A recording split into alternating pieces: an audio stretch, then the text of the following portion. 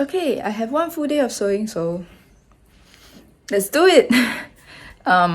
If you see my design, it has this kind of top, corset top, and I've done it before, so let's do it again. The only difference is that this one has the adjustable panel at the middle front, but I want to make it buttoned up at the middle and then have two adjustables at the side. So we just have to fudge with the pattern a bit, I think.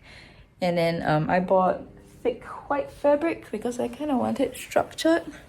So I bought this fabric, and if I don't use this fabric, it will be useful for future corsets because I didn't have this before, and now I do, so I can do stuff with it. So yeah, because I also went Daiso and I saw these pillowcases that's shiny, and it reminded me of like one version of this kind of shorts that I saw around Chinese New Year period. So I might use this, but I only bought two pillowcases. That will be only enough for the two legs. It won't be enough for the corset, I think.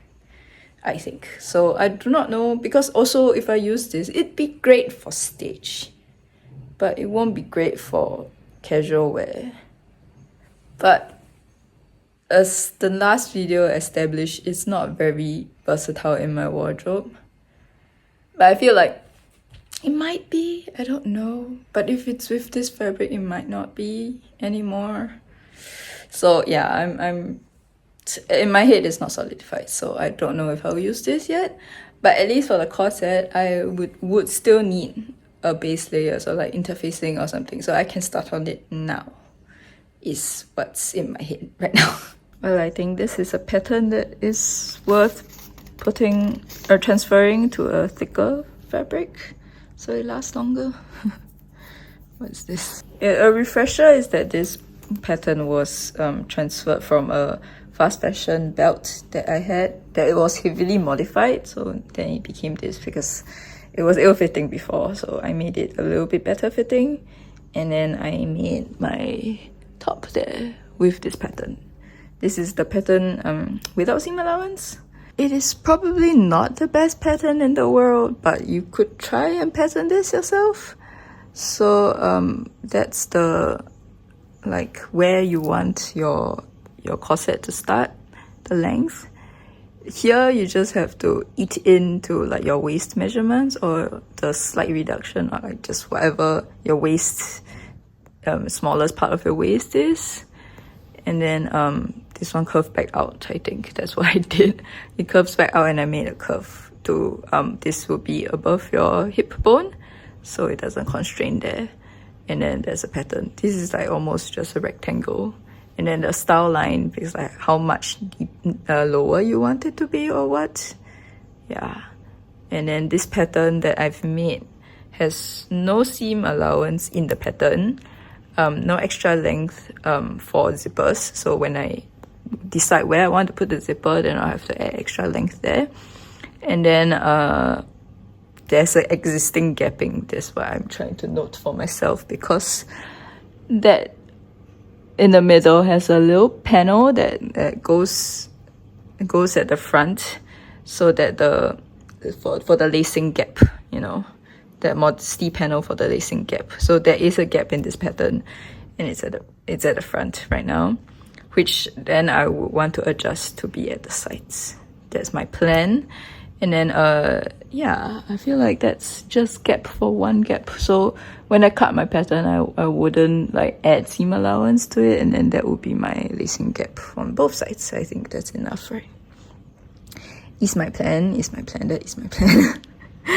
Just yeah, it looks promising. My projects always look promising at the start, so let's hope for a smooth project.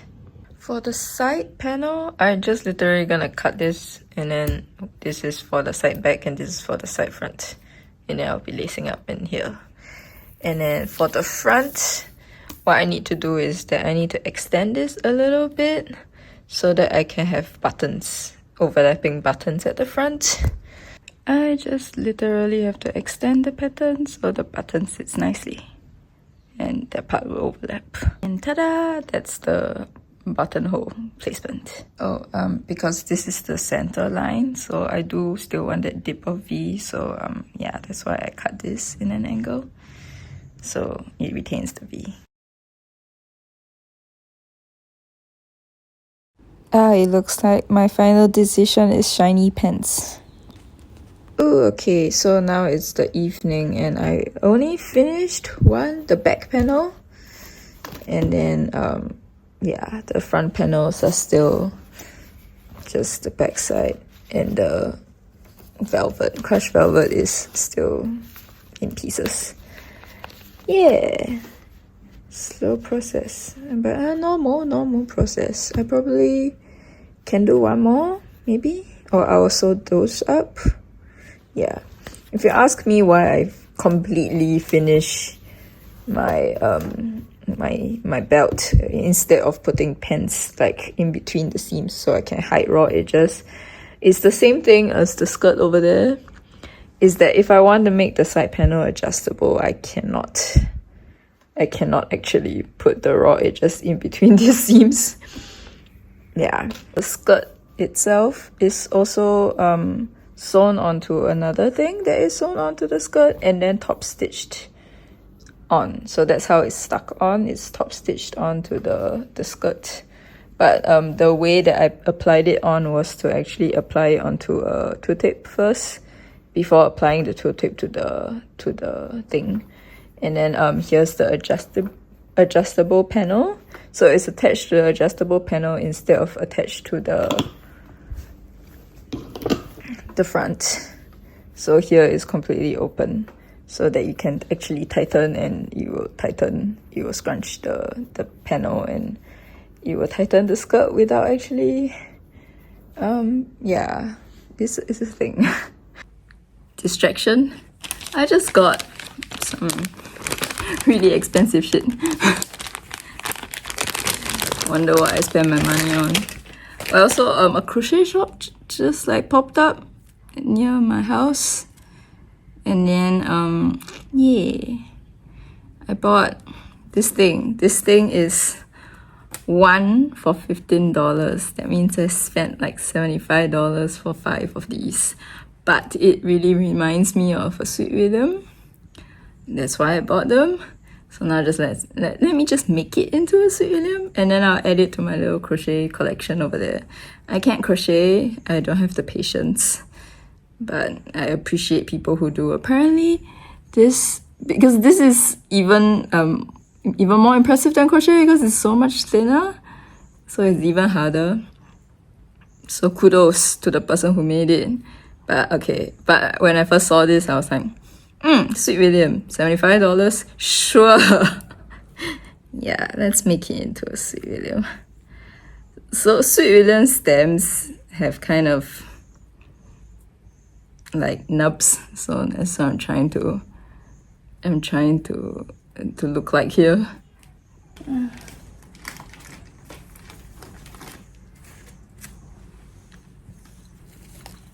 Made by my friend, made by my other friend, made by me, fabric flowers, and some other store. And I'm gonna add to the collection. It's really short, but it really does look like Sweet William. Okay, back to sewing. Okay, there was a bit of a delay because I thought that my panel was too short, so I made it slightly longer, just slightly. But I'm gonna make buttonholes like how I've started here. But yeah, just gonna make buttonholes.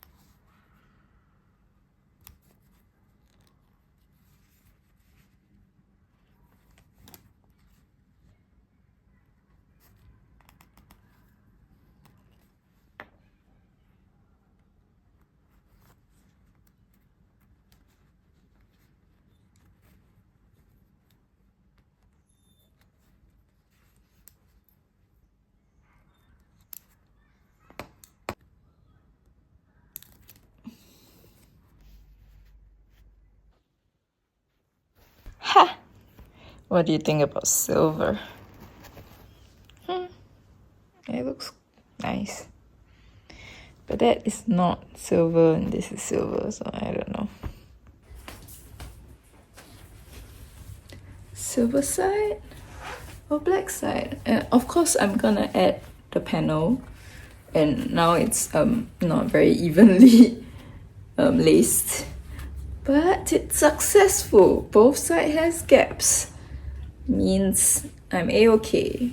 So now I didn't add any boning to this, so I don't know if I'll regret it or not, if this puckering will bother me, but it looks like what I thought it would. That's pretty good. Yeah, the puckering might bother me. I should add boning. I should, right? I should. So I've measured both lacing gaps, and then I added them together and divide by 2, and then I added spaces for lacing. So that means my back panel is going to be 6 cm wide. I made one panel, and then I've put zip ties at the sides. So wow, I finally added boning into this. Yeah, and then I'm just gonna whip stitch it over here and over here, over them. So when I lace it up, you can scrunch this way. Okay, there's the panel. Yeah. I think the black one will be less textile than the silver one. Might be too itchy in long term. But I bought the black one because I thought that would be the one I'm gonna use for the dance performance. But I also bought a third option, which is white, because it's white pants.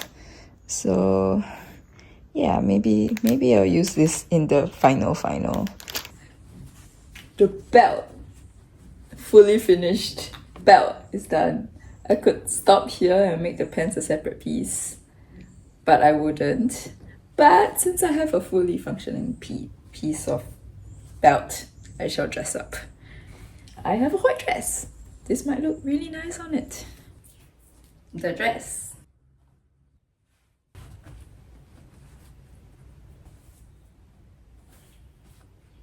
How's that?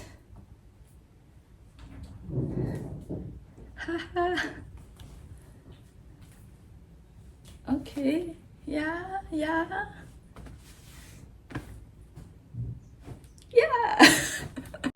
Now I just casually unpick all the pillowcases. Slowly, this will take a while. Okay, I have 3 pillows that is unpicked here, except for the zip part, because that would take even more time, and I want to save the zips because, come on, invisible zips, that's like $12 from Spotlight. So this is something that's worth keeping. Yeah, I went back to Daiso because I only bought 2 initially, and then I bought 2 more, and that was the last 2 from that particular Daiso, and I don't know if other Daiso has the same pillowcase, but since I bought them all, now I cannot make mistakes. Because, so each pillowcase has 2 squares. This will be the front of the pants, this will be the back of the pants, and then there's 2 legs, so front, back. And then this would be the flounce area that I want the pants to be flat, like almost like a skirt kind of. So this would be the 2 flares on either side of the legs. And I don't have any more, so I can't make mistakes. Well, I stared at this for quite a bit and I realized this wasn't actually how my initial sketch wants it to be. I think this sits way higher than the sketch and the original reference image. Because I think the original reference image, this lands at the natural waist. And this goes down to like beyond the hip. And then the flare happens much lower than where this is happening. But this is the result of having existing patterns and just using them and not thinking as much. which means that when this is unbuttoned, it won't slide down like pants. So I need zippers to actually take this on and off.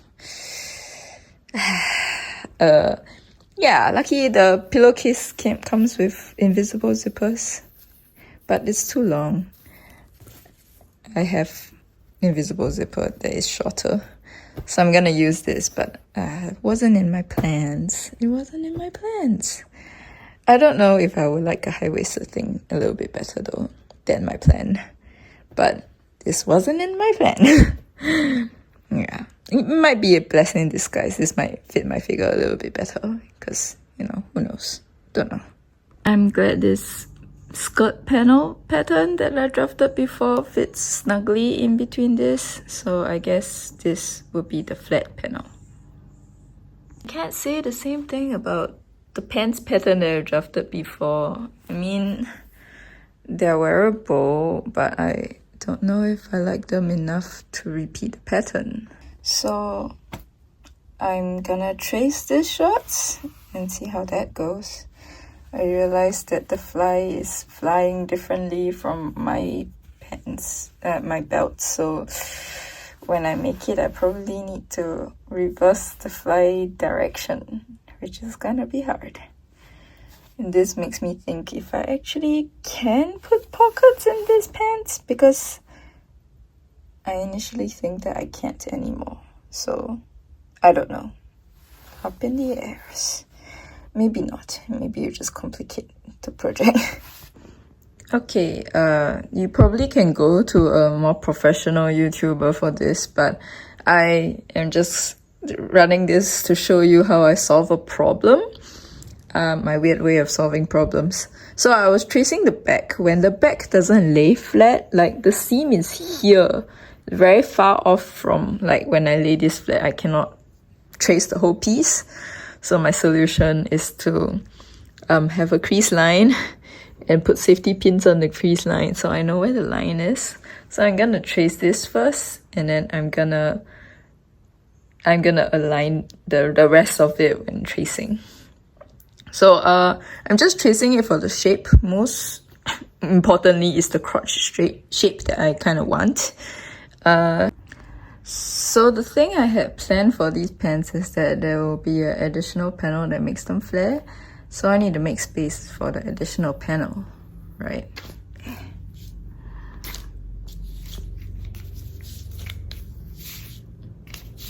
So yeah, I need to cut off excess so that I can sew this panel in so it will flare a bit more at the side of the pants as per planned. Yeah, I pre-folded where I wanted to fold it to. I didn't really want to cut because I just made this pattern. So something like this.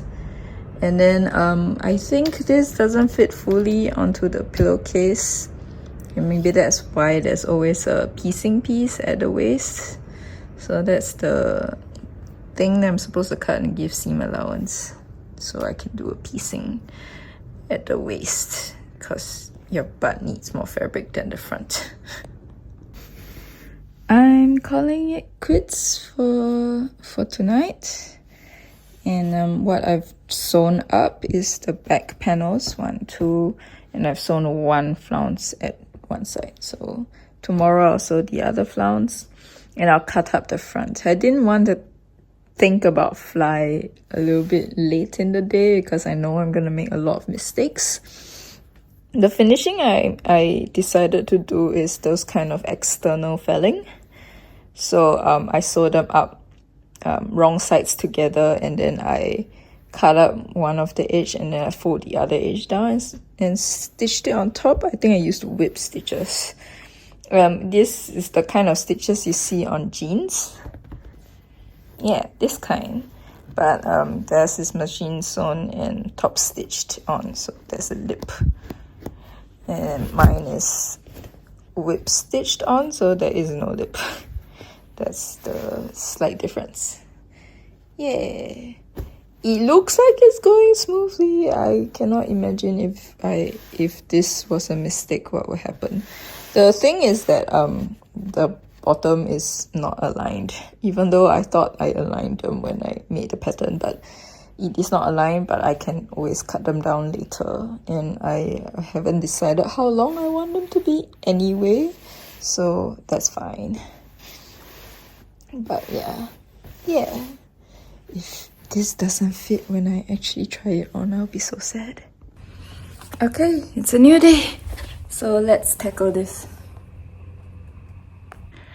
Truthfully, I cannot give any sound advice. Even I also need to go and search YouTube videos to do this, and I still have to watch it multiple times.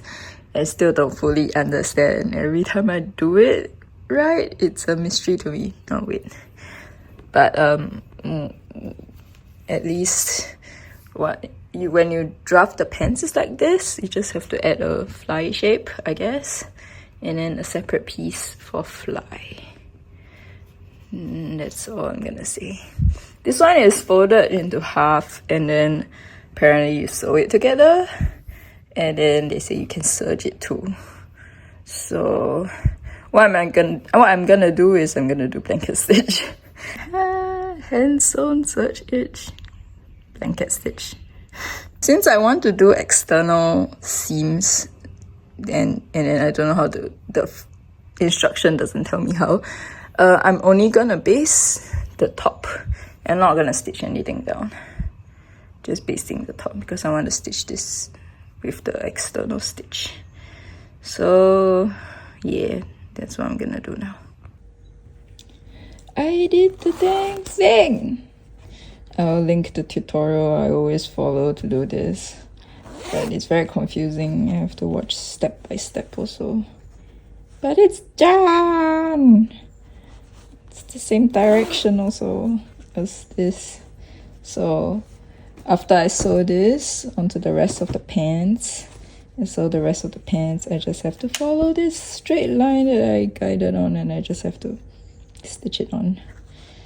Yeah, I'll probably whip stitch it to the lining layer, and that will be done. Oh, actually, then I'll have to hem the pants. Yeah. So before I finish the pants, I decided I should give myself at least some back pockets. So the best place to put a phone somewhere while you're doing something, pocket is important, and I have leftover fabrics. So back pocket it is. One of the smoother projects ever. I haven't sewn this part yet. I've sewn this side, and it isn't as flat as I imagine it to be, but it certainly is flat a little. But still, it works as pants. Yeah boy. And yeah, it's definitely as flat as my drawing is, so that's correct in that sense.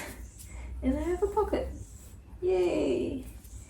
Yeah, I just have to sew this up, hem the pants, and then I'm adding lace. Even in the drawing, there's lace trim at the bottom somewhere.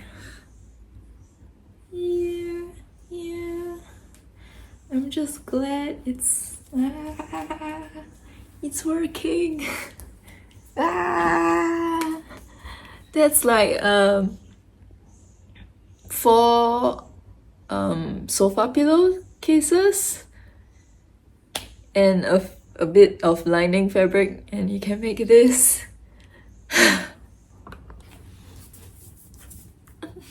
So pretty. I didn't iron. I should have ironed. Maybe I'll iron now. I think I made an OG shorts or coquette, whatever you want to call this. It's kind of cute. It is exactly the slightly feminine pants that I've wanted. So let's start with how I intended it to be worn. Then I tried the black vest over it because it was too white, maybe. Switched to a black shirt instead and see if that gives me a little bit more cool vibes. And then I tried some of my other blouses. This blouse gives me coquette vibes, like ballerina maybe. And this one is Shiro Oji. Imagine this with a vest and a top hat. Maybe that would look so nice.